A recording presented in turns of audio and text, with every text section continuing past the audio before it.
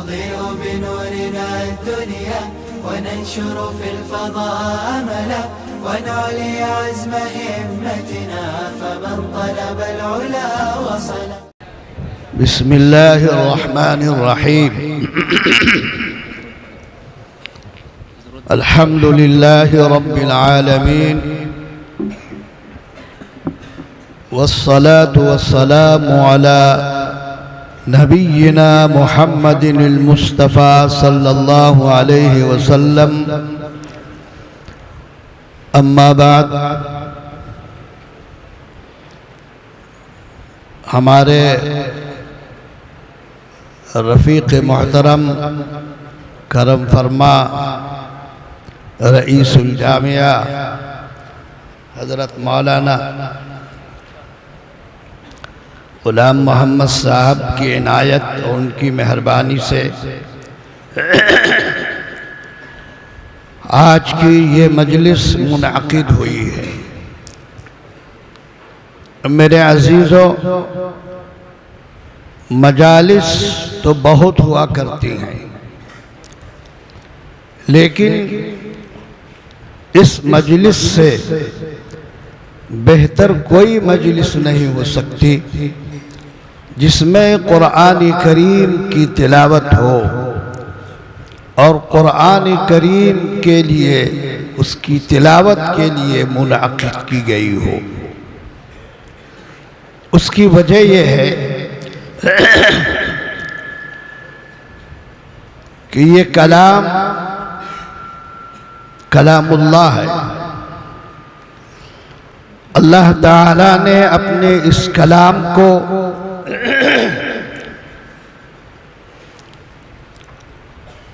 हज़रत जिब्रील अमीन की विसातत से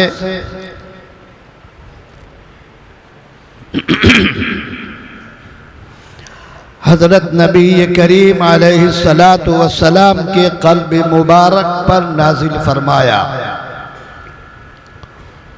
और अरबी ज़बान में नाजिल फरमाया। कुरान मजीद नातिक़ है। व इन्नहु लतंज़ीलु रब्बिल आलमीन नज़ल बिहि रूहुल अमीन अला क़ल्बिक लितकून मिनल मुन्ज़िरीन बिलिसानिन अरबिय्यिन मुबीन।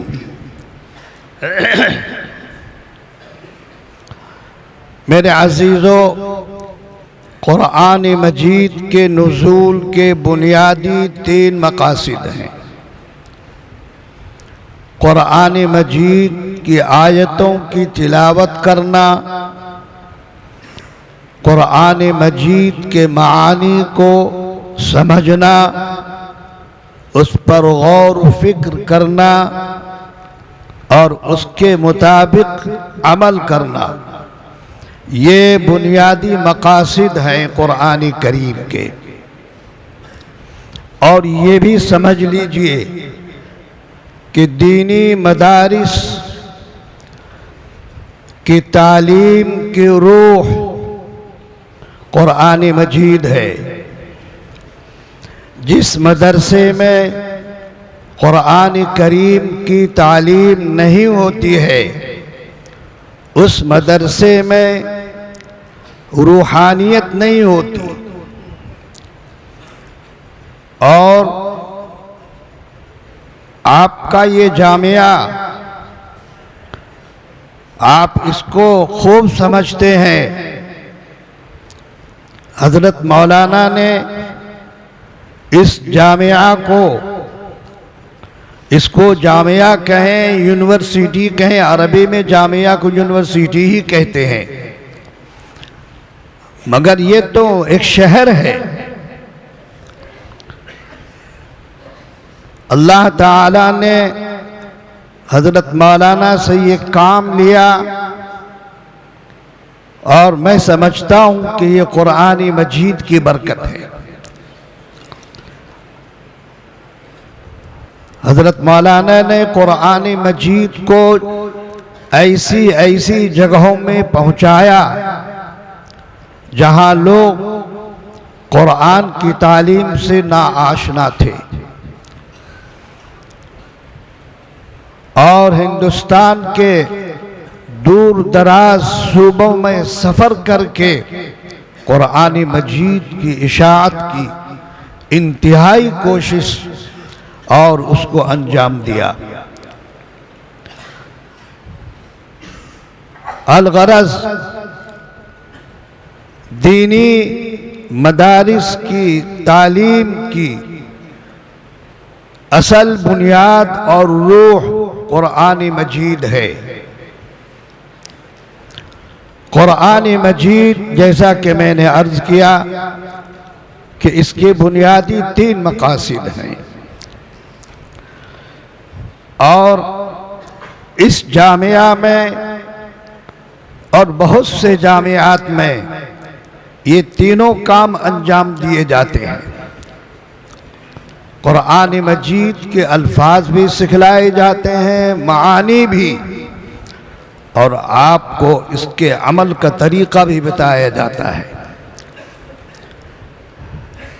लोग कुरान तो बहुत पढ़ते हैं और पढ़ने वाले बहुत हैं, लेकिन कुरान को इस तरह पढ़ा जाए जिस तरह कि रसूलुल्लाह सल्लल्लाहु अलैहि वसल्लम पर कुरान मजीद का नुज़ूल हुआ और रसूलुल्लाह सल्लल्लाहु अलैहि वसल्लम ने सहाबा को कुरान मजीद की तालीम दी। आपको मालूम है कि कुरान मजीद के अव्वल मुखातब अरब थे और अरब में भी कबीले कुरैश। इसी वजह से कुरान करीम का नुज़ूल लुगत कुरैश पर हुआ, लेकिन रसूलुल्लाह सल्लल्लाहु अलैहि वसल्लम की फरमाइश पर अल्लाह ताला ने कुरान मजीद को मुख्तलिफ वजूह पर यानी 7 वजूह पर पढ़ने की इजाज़त फरमाई और सहाबा को उसकी तालीम दी। उनकी ज़बान में कुरान नाजिल हुआ, उनको पढ़ाने की ज़रूरत नहीं थी, लेकिन नबी करीम अलैहिस्सलातु वस्सलाम ने एहतिमाम के साथ कुरान मजीद के अल्फाज को सिखलाए। कैसे पढ़ा जाएगा? हज़रत अब्दुल्लाह इब्न मसऊद फरमाते हैं कि हम लोग रसूलुल्लाह सल्लल्लाहु अलैहि वसल्लम से कुरान मजीद के अल्फाज, पहले अल्फाज सीखते थे, फिर उसके मानी को सीखते थे और फिर उसके अमल को सीखते थे। उसके बाद फिर अगली आयत को हम सीखते थे। तो गोया नबी करीम अलैहिस्सलातु वस्सलाम ने सहाबा को, जिनकी ज़बान में कुरान मजीद का नुज़ूल हुआ, उनको तालीम दी और कुछ सहाबा को मुकर्रर किया कि फ़लाँ से उबई इब्न काब से, अब्दुल्लाह इब्न मसऊद से और दूसरे सहाबा को मुकर्रर किया कि इनको कुरान पढ़ना सिखलाया जाए। और आपने ये हदीस बहुत बार सुनी होगी और पढ़ा भी होगा, खैरुकुम मन तअल्लमल कुरान व अल्लमहु। खैरुकुम, सबसे बेहतर तुम में वो आदमी है जो कुरान को सीखे और फिर सिखलाए। कुरान मजीद को सीख कर सिखलाओ, बगैर सिखलाए आप अगर कुरान मजीद सिखलाएंगे तो कुरान मजीद में गलती होगी। इसलिए कुरान मजीद को सही पढ़ना फ़र्ज़ है और हर पढ़ने वाले पर सही पढ़ना फ़र्ज़ है। इसके साथ कुरान मजीद को खुश आवाज़ी से पढ़ना,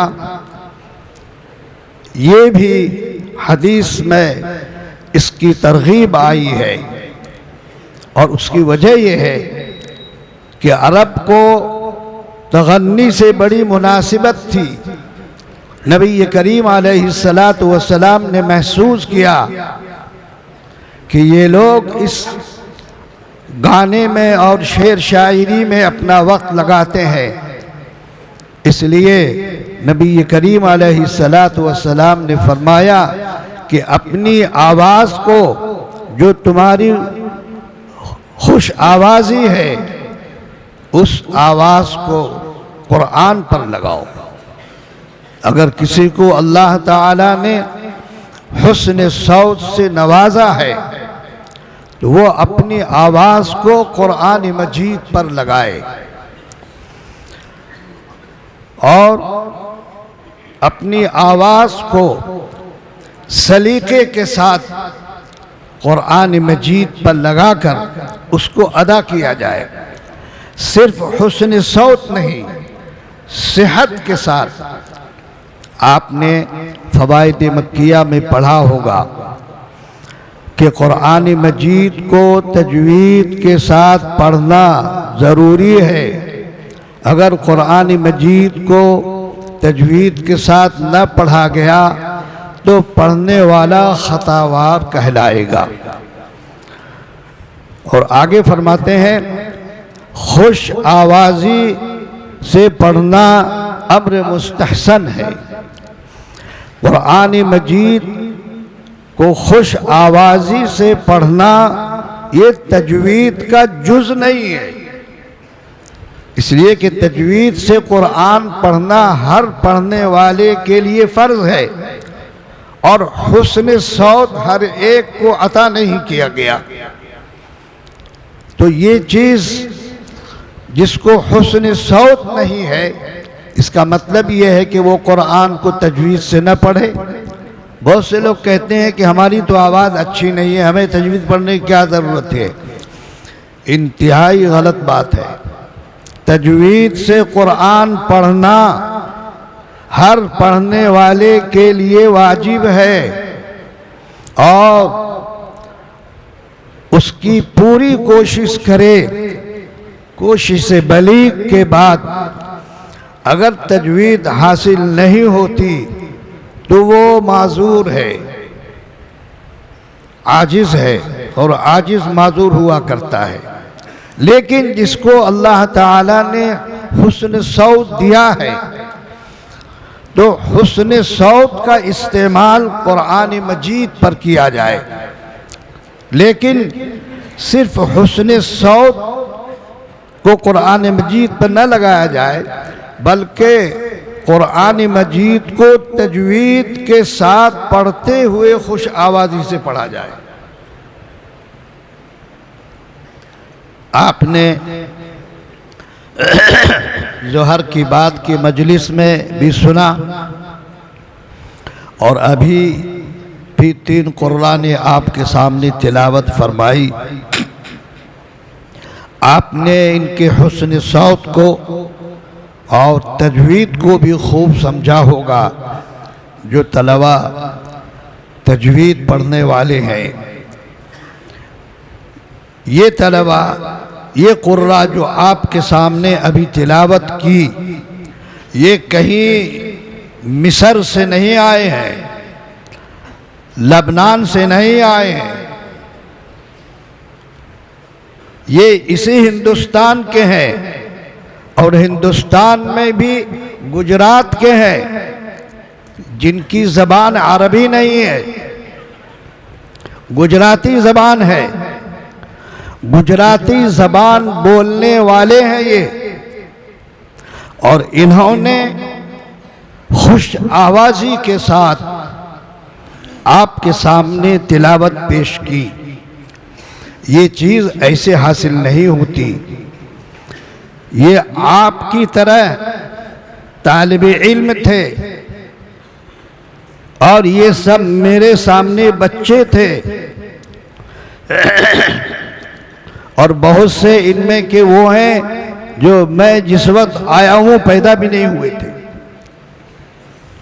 लेकिन इसी हिंदुस्तान के डाभेल मदरसे में पढ़कर उन्होंने आपके सामने ये कुरान मजीद की तिलावत पेश की है। आज की इस मजलिस के इनेकाद का मकसद ये है कि इतना बड़ा दारुल उलूम जामिया जहाँ 15,000 तलबा पढ़ते हों, उस 15,000 तलबा में 4-5 तालिब इल्म अगर खुश आवाज़ी के साथ बितजवीद कुरान पढ़ता है तो मैं समझता हूँ कि ये बहुत बड़ी कमी है। चाहिए तो ये कि एक बड़ी जमात इस जामिया से फन जानने वाला तालिब इल्म पढ़ के निकले। मेरे अजीजों, आपने तजवीद पर गौर नहीं किया है। तजवीद के फन को डूब कर देखो, बहुत वसी फन है ये, और इसमें इल्म है, इसमें अरबीदा और होशियार ज़हीन तलबा की ज़रूरत है। होता यह है कि जो तलबा जी इस्तेदाद नहीं होते, सर्फ नहू की इस्तेदाद नहीं होती, वो तजवीद में लग जाते हैं। वो तजवीद के फन को पूरे तौर पर नहीं समझ सकते। ये बड़ा वसी फन है, अभी हम आपको समझा नहीं सकते। इमामुल मुहक्किक अल्लामा इब्नुल जज़री का नाम तो आप सभी लोगों ने सुना होगा, जिनकी किताब अल मुक़द्दमतुल जज़रिया है। आप तो ये समझते हैं कि ये एक मुक़द्दमतुल जज़रिया के मुअल्लिफ हैं, लेकिन इन्होंने बहुत सारी किताबें लिखी हैं। उनमें की एक किताब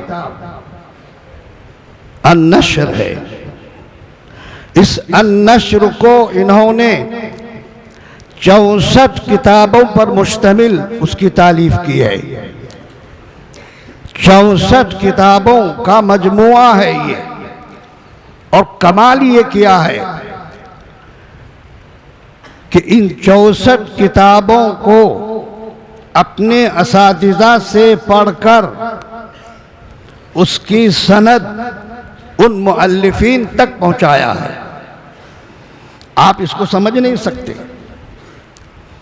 उन मुअल्लिफीन तक इसको पहुंचाया है, और 37 किताबें ऐसी हैं जिनको उन्होंने अपने असातिज़ा से सनदन पढ़कर, यानी मुअल्लिफ तक सनद पहुंचाई, और मुअल्लिफ के बाद आइम्मे क़िराअत तक उसकी सनद पहुंचाई है, और आइम्मे क़िराअत की सनद नबी करीम अलैहिस्सलातु वस्सलाम तक पहुंचाई है। मैं आपसे क्या पूछूंगा, उलमा से मैं सवाल करता हूं कि ये 37 किताबों से क़िराअतें कैसे पढ़ी जाएगी? कोई पढ़ के बताए। ये एक फन है और इसको सीखना पड़ता है।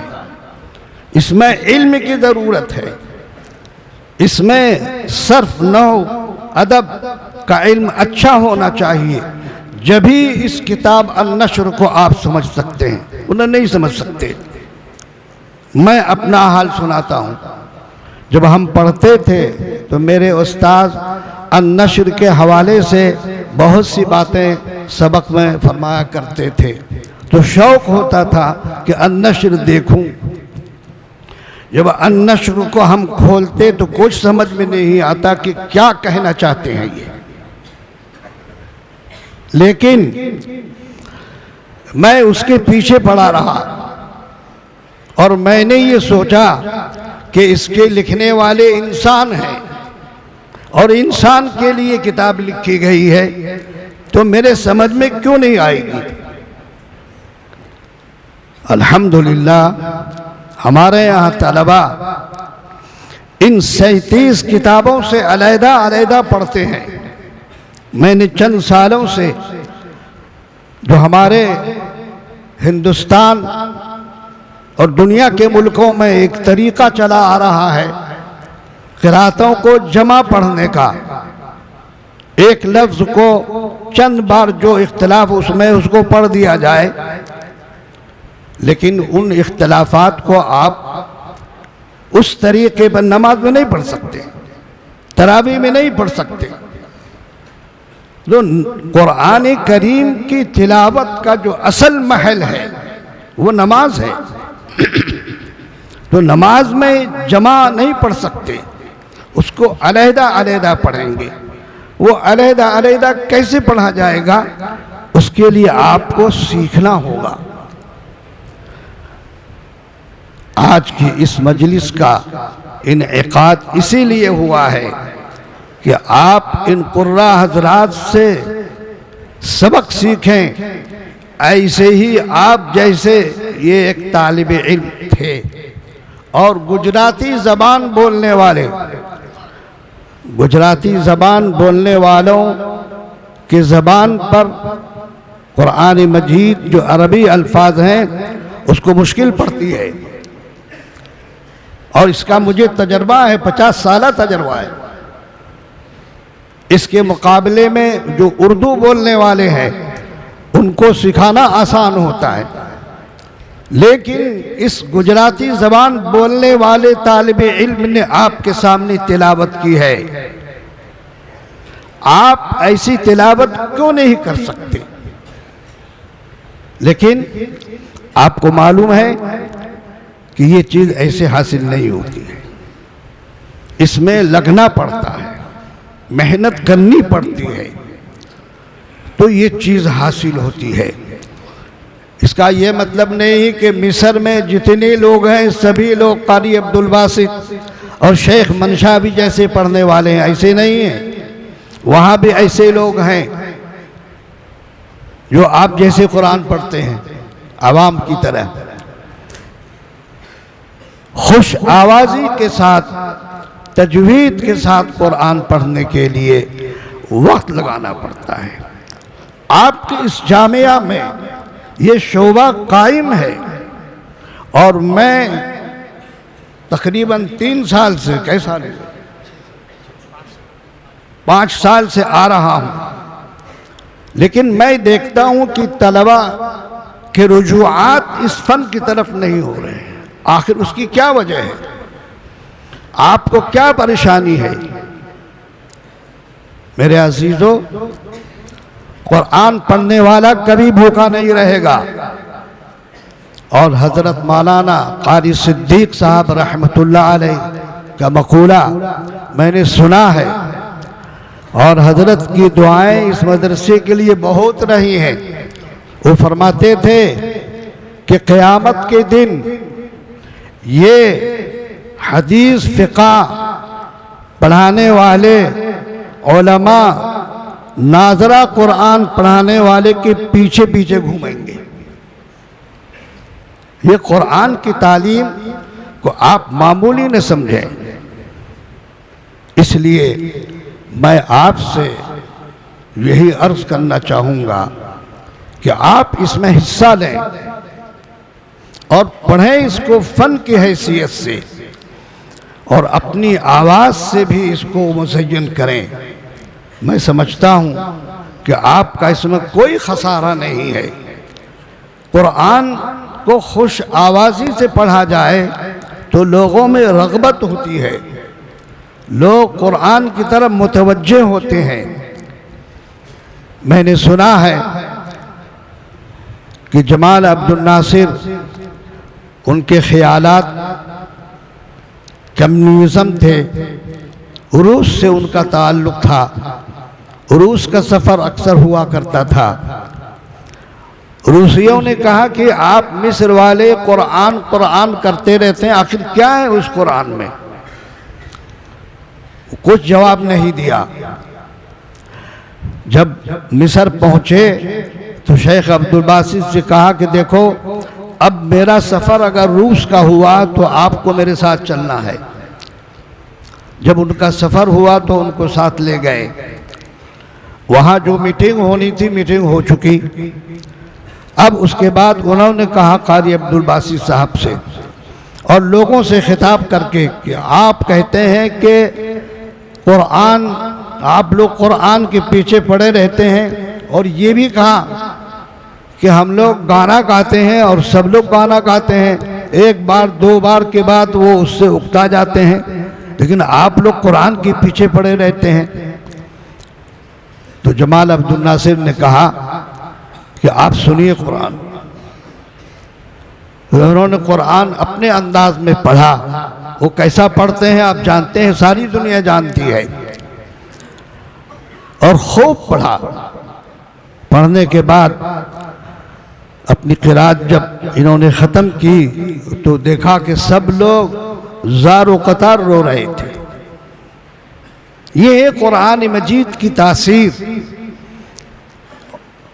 तो कुरान मजीद अपने अंदर एक तासीर रखता है, और जब उसको खुश आवाज़ी के साथ पढ़ा जाए तो उसमें और हुस्न पैदा होता है, कमाल पैदा होता है।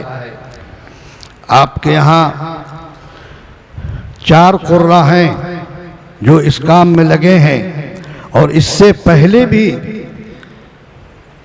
दूसरे कुर्रा हजरात भी पहले से मौजूद हैं।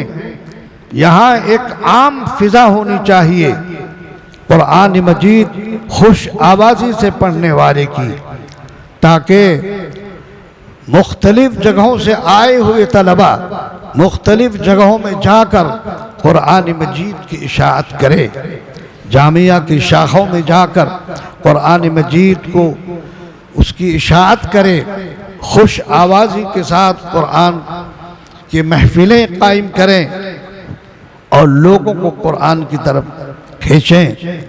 याद रखिए,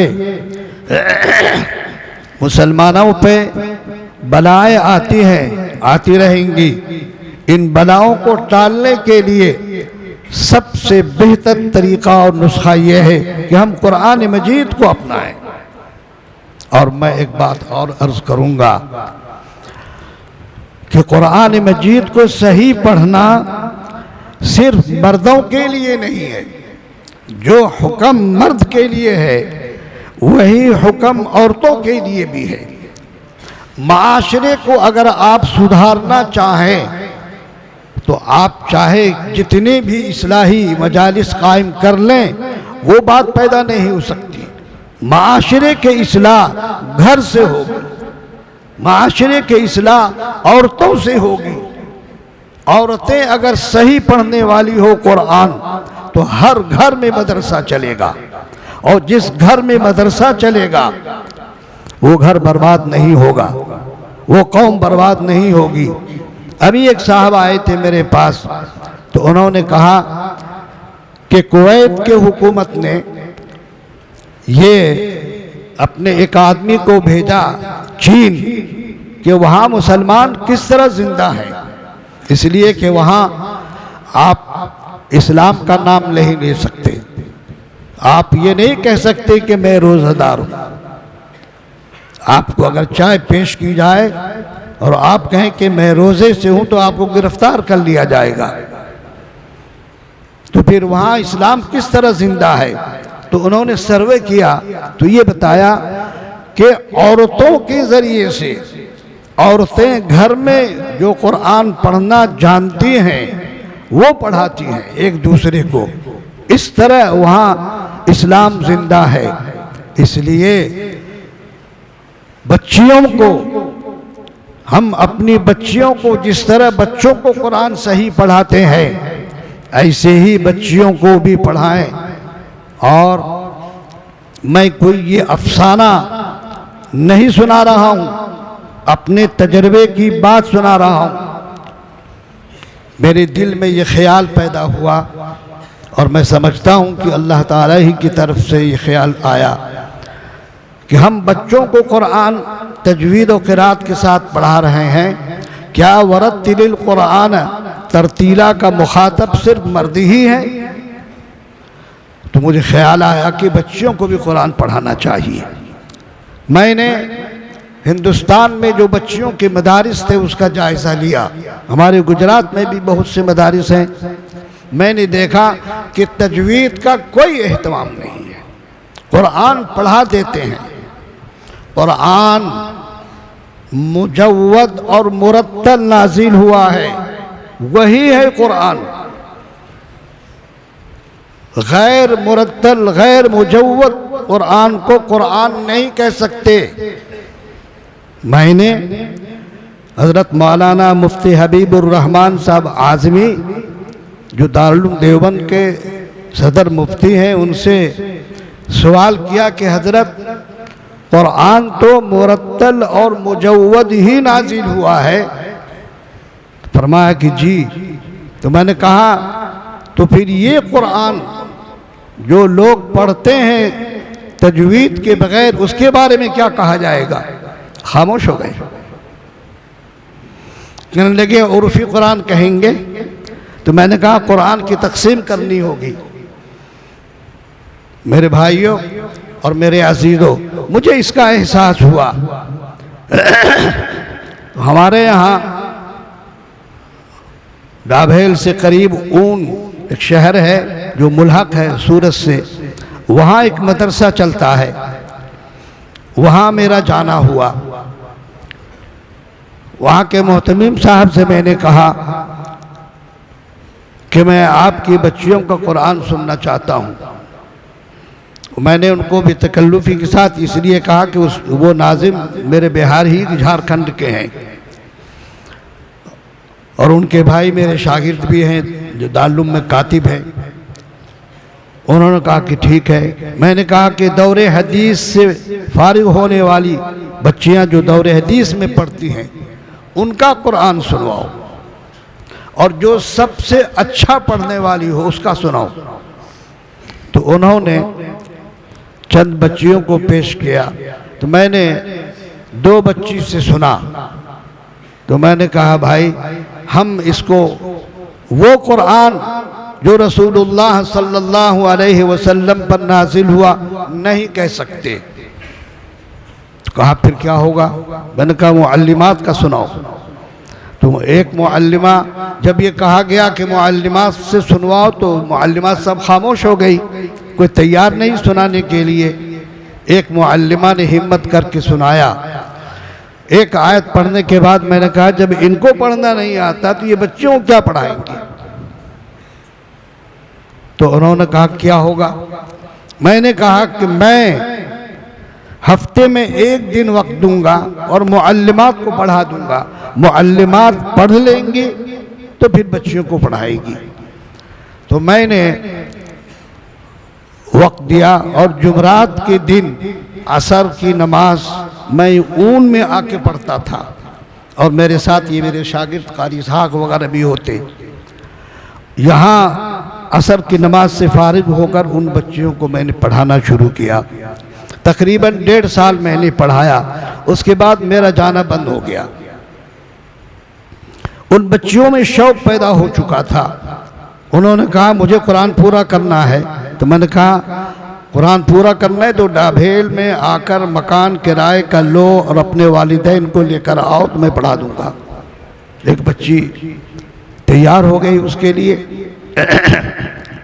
और यहाँ पढ़ने लगी। उस बच्ची ने जब यहाँ पढ़ना शुरू किया तो उसके साथ दूसरी बच्चियां नहीं, शादीशुदा खवातीन भी पढ़ने लगी। अलगरस उस बच्ची ने रिवायत हफ्स में कुरान पूरा किया। क़िराअत सबा हफ्स पूरा करने के बाद उसने फरमाइश की कि मैं सबा पढ़ूंगी। मैंने कहा अपने वालिद से पूछो और उनसे इजाज़त लो। उनके वालिद ने कहा कि ये जो पढ़ना चाहें और जितना पढ़ना चाहें आप इनको पढ़ाइए। मैंने उस बच्ची को रिवायत हफ्स में कुरान पढ़ाया, सबा में पढ़ाया, सलासा में पढ़ाया, अशरा कबीर में पढ़ाया। मदारिस में जो तालीम होती है क़िराअत की वो इज्तिमाई होती है, लेकिन ख़वातीन का बच्चियों का इज्तिमाई तालीम नहीं हम कर सकते। इनके माजूरी के अय्याम होते हैं, इसलिए तन्हा तन्हा पढ़ा और क़िरात सबा मुकम्मल पढ़ा। और फिर मैं जो बता रहा हूँ कि उन 37 किताबों से पढ़ा, वो 37 किताबें जो इमाम जज़री ने अपनी सनद मुअल्लिफ तक और मुअल्लिफ की सनद अइम्मे क़िरात तक पहुँचाई, इस तरह पढ़ा। और एक दो बच्ची नहीं, बहुत सी बच्चियों ने पढ़ा और ये सिलसिला जारी है। मेरे अजीज़ों, बच्चियां पढ़ रही हैं क़िरात सबा अशरा, आपको क्या हुआ? आप इतने बड़े जामिया में हैं, दारुल उलूम में है, ये शहर है, मदरसा नहीं है, मैं तो इसको शहर समझता हूं। आपको मैं समझता हूं कि इससे सबक हासिल करना चाहिए और आप में रग़बत पैदा होनी चाहिए। इस काम के लिए हमने 4 उस्ताद को भेजा है और वो आपके साथ लगे हैं। इससे पहले भी जो असातिज़ा आए हैं वो भी आपके साथ लगे हैं। आप उनसे हासिल कीजिए, कुरान सही पढ़िए, तजवीद के साथ पढ़िए और तजवीद के साथ कुरान को फैलाइए। अल्लाह ताला हमें आपको सबको कुरान मजीद अपनी मर्जियात के मुताबिक पढ़ने और पढ़ाने की तौफीक नसीब फरमाए।